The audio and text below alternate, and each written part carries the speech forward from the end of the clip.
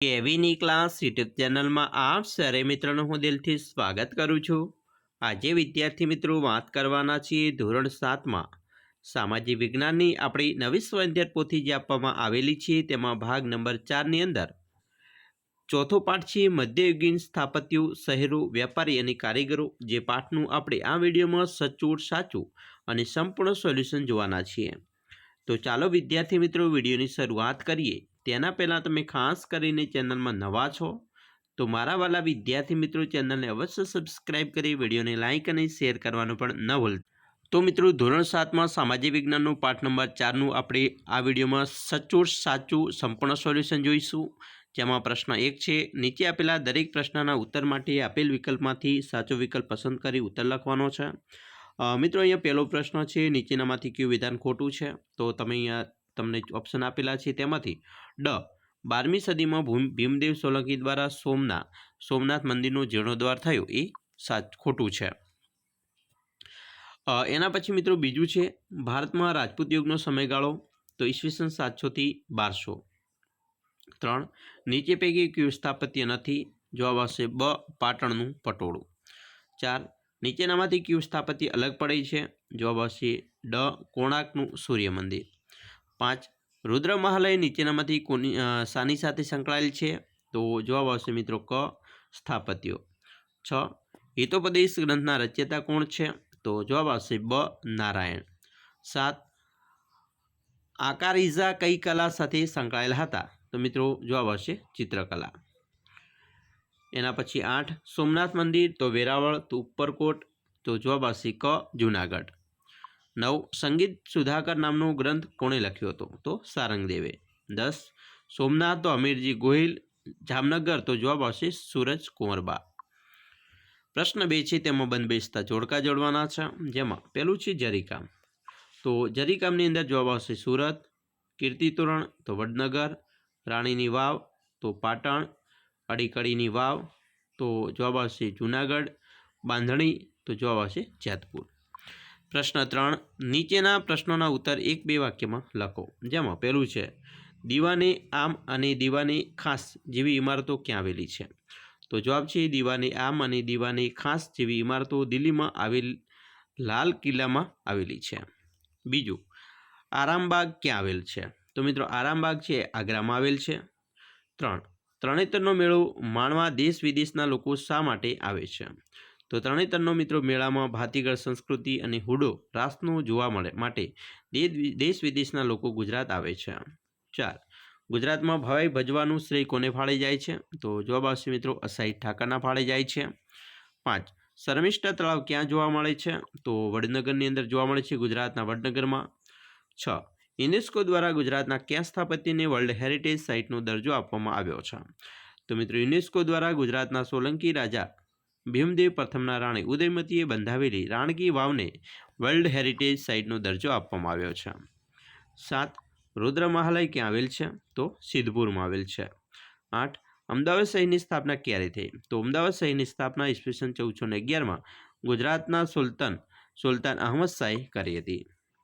9 અડાલજની વાવ કોણે બંધાવી હતી? તો અડાલજની વાવ રાણી રૂડાદેવીએ ઈસવીસન 1498માં તેમના પતિ રાણા વીરસિંહની યાદમાં બંધાવી હતી।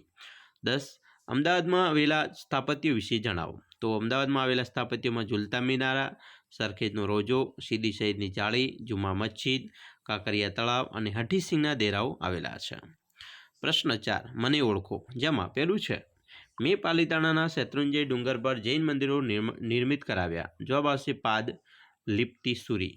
બીજું, મેં પદ્માવત નામનો ગ્રંથ લખ્યો। જવાબ આવશે મોહમ્મદ જાયસી।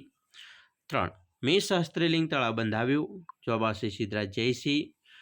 4 મારું મૂળ નામ ગિરિદુર્ગ હતું તો ઉપરકોટનો કિલ્લો। 5 કોણાર્કના સૂર્ય મંદિરનું નિર્માણ મારા સમયમાં થયું હતું તો જવાબ આવશે નરસિંહ વર્મન પ્રથમ। પ્રશ્ન મિત્રો 5 યોગ્ય શબ્દો વડે ખલગ્યા છે એ પૂર્ણ કરવાની છે। જેમાં પહેલો પ્રશ્ન છે, તાંજોનું ખલગ્યા મંદિર તે સમયનું સૌથી ઊંચું મંદિર ગણાતું તો રાજેશ્વર। 2 આગ્રામાં આવેલ ખલગ્યા ભારતના સ્થાપત્ય કલાના વારસાને ગૌરવાન્વિત કરે છે તો તાજમહેલ। 3 શીખ ધર્મનું પ્રખ્યાત સુવર્ણ મંદિર ખલગ્યા શહેરમાં આવેલું છે તો અમૃતસરમાં। 4 મિનર દેવીએ ધોળકામાં ખાલકિયા તળાવ બંધાવ્યું? તો મલાવ તળાવ. 5. મધ્યયુગીન ચિત્રકલાના ખાલકિયા અને ખાલકિયા વિશિષ્ટ ગ્રંથો હતા? તો ગુલશન, ચિત્રાવલી અને અબ્સનામા. પ્રશ્ન 6. નીચેના પ્રશ્નોના ઉત્તર 2-3 વાક્યોમાં લખો. જેમાં પહેલો પ્રશ્ન છે, ગુજરાતમાં મધ્યયુગીન આવેલા સ્થાપત્યોના નામ? તો મિત્રો ઉપરકોટનો કિલ્લો, અડીકડીની વાવ, નવઘણ કૂવો, મોઢેરાનું સૂર્ય મંદિર, રાણીની વાવ, સિદ્ધપુરનો રુદ્રમહાલય, મલાવ તળાવ, મુનસર તળાવ, સહસ્ત્રીન તળાવ, કીર્તિ તળાવ, શર્મિષ્ઠા તળાવ, સિદ્ધિ સૈયદની જાળી, પાલીતાણાના જૈન મંદિર અને પાળિયા મધ્યયુગીન ગુજરાતના સ્થાપત્યો છે. 2. મધ્યયુગમાં સંગીત ક્ષેત્રે થયેલું પ્રદાન જણાવો. તો વિદ્યાર્થી મિત્રો, દિલ્હી સલ્તનત કાળ દરમિયાન ભારતીય સંગીતની સાથે ઇસ્લામિક સૂફી સંગીતની શરૂઆત થઈ. આ સમયનો અમીર ખુસરો મહાન સંગીતકાર હતો. તેણે ક્વાલીની શોધ કરી હતી. મુગલ બાદશાહ સંગીતનો જાણકાર હતો. તેના દરબારમાં બિરાજમાન તાનસે શાસ્ત્રીય સંગીતનો સૌથી મહાન કલાકાર હતો. હવે ત્રીજો પ્રશ્ન છે, લાલ કિલ્લા વિશે ટૂંકમાં માહિતી આપો. તો મિત્રો, શાહજહાંએ દિલ્હીમાં ઈસવીસન 1638માં લાલ કિલ્લો બંધાવ્યો હતો. મુગલ શૈલીમાં બનેલા આ કિલ્લામાં લાલ પથ્થરનો ઉપયોગ થયેલો. શાહજહાંએ આ કિલ્લાની અંદર પોતાના નામ પરથી શાહજહાનાબાદ નામનું નગર વસાવ્યું હતું. તેમાં તેણે દીવાને ખાસ, રંગમહેલ, મુમતાજનું શીશ મહેલ વગેરે ઇમારતો બંધાવી હતી. પ્રશ્ન 4.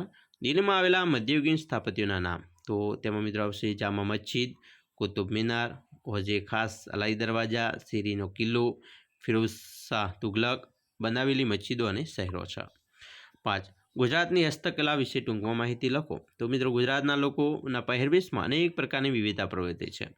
ગુજરાતની કલાકારીગરીમાં કચ્છનું ભરતકામ અને મોતીકામ, પાટણના પટોળા, જામનગર અને જેતપુરની મનોહર ડિઝાઇનવાળી બાંધણી, પાટણમાં છેક 11મી થી 12મી સદીથી પાટણના કુશળ કારીગરોએ બનાવેલા પટોળા વિશ્વભરમાં વિખ્યાત પામ્યા છે. પ્રશ્ન મિત્રો 7 છે, નીચે આપેલી પારિભાષિક શબ્દોની સમજૂતી આપો. જેમાં પહેલું છે શિલ્પકલા. શિલ્પકલાની વાત કરીએ તો શિલ્પીના મનમાં જાગતા ભાવોની ચીણી હથોડી વડે પાષાણ એટલે પથ્થર પર કંડારિત કરવાની કલા હોય એને શિલ્પકલા કહેવાય. સ્થાપત્ય માટે શિલ્પશાસ્ત્ર શબ્દ પણ વપરાય છે. સ્થાપત્યનો સરળ અર્થ બાંધકામ એવો થાય છે. બીજો પ્રશ્ન છે સ્થપતિ.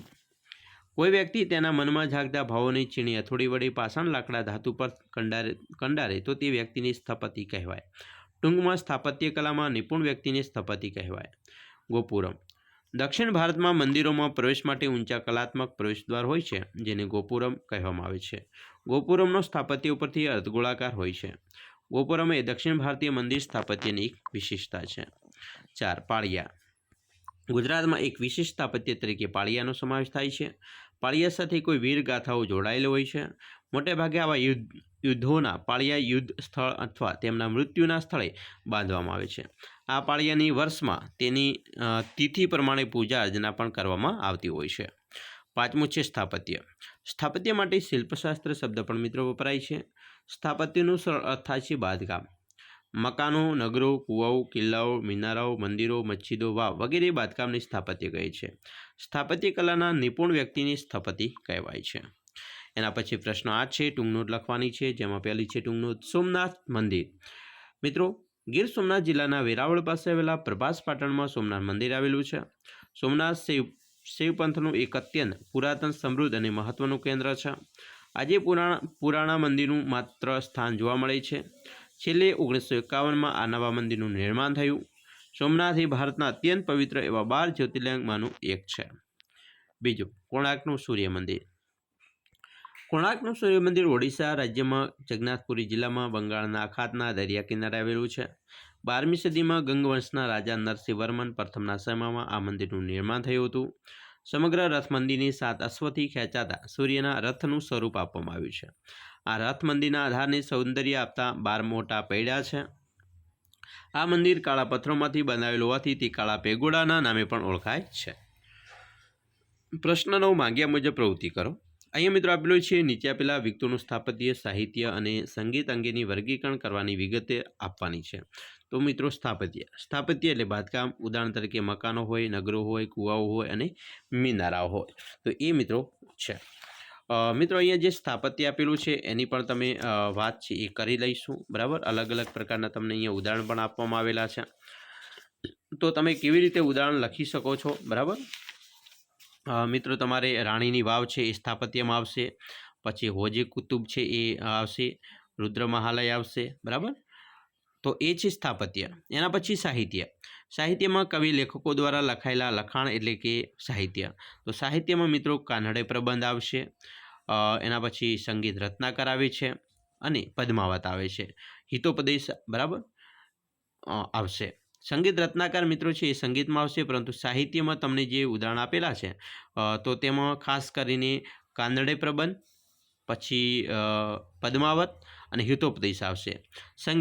સંગીત એ મનોરંજન માટેનું અગત્યનું માધ્યમ છે. એના માટે અંગે અનેક સંગીતકારો થઈ ગયા. તો મિત્રો અહીંયા તમને જે ઉદાહરણ આપેલા છે તેમાં સંગીત રત્નાકર અને ધ્રુપદ છે એ સંગીતમાં આવશે.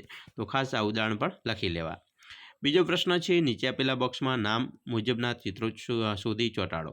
મિત્રો સોમનાથ મંદિર છે તો સોમનાથ મંદિરનું ચિત્ર તમે ચોંટાડી શકો છો. મોઢેરાનું સૂર્ય મંદિર છે એનું પણ ચિત્ર તમે મિત્રો ચોંટાડી શકો છો, બરાબર. પછી આપેલા કોષ્ટકમાં ખાલી યોગ્ય માહિતી ભરો. તો મિત્રો પેલું છે પદ્મનાભ, તો એ મોહમ્મદ જાયસી એના રચયિતા છે. કાનડે પ્રબંધ પદ્મનાભ આવશે. તુગલકનામા અને તારીખે દિલ્હી તો અમીર ખુસરો. પૃથ્વીરાજ તો ચંદ બરદાઈ. સિદ્ધાંત શિરોમણી અને લીલાવતી તો ભાસ્કરાચાર્ય. તેવી રીતે સ્થાપત્ય અને સ્થળમાં રાણીની વાવ તો પાટણ, ઉપરકોટનો કિલ્લો જુનાગઢ, કીર્તિ તોરણ વડનગર, ગોલ્ડન ટેમ્પલ અમૃતસર, કોણાર્કનું મંદિર તો પુરી ઓરિસ્સા. પ્રશ્ન 4, નીચેના શબ્દ ચોરસમાં 5 સ્થાપત્યો અને 5 ગ્રંથોના નામ છુપાયેલા છે તે શોધીને લખો. તો અહીંયા મિત્રો તમે જોઈ શકો છો કીર્તિ તોરણ છે, બરાબર, સ્થાપત્ય છે. તાજમહેલ છે, રાણીની વાવ છે, બરાબર. અહીંયા મિત્રો કાનડી પ્રબંધ છે, સાહિત્ય છે. ગીત ગોવિંદ છે, રુદ્ર મહાલય સ્થાપત્ય છે. પૃથ્વીરાજ રાસો સાહિત્ય છે. પદ્માવત છે સાહિત્ય છે, બરાબર. હિતોપદેશ છે સાહિત્ય છે અને વિજય સ્તંભ છે એ સ્થાપત્ય છે.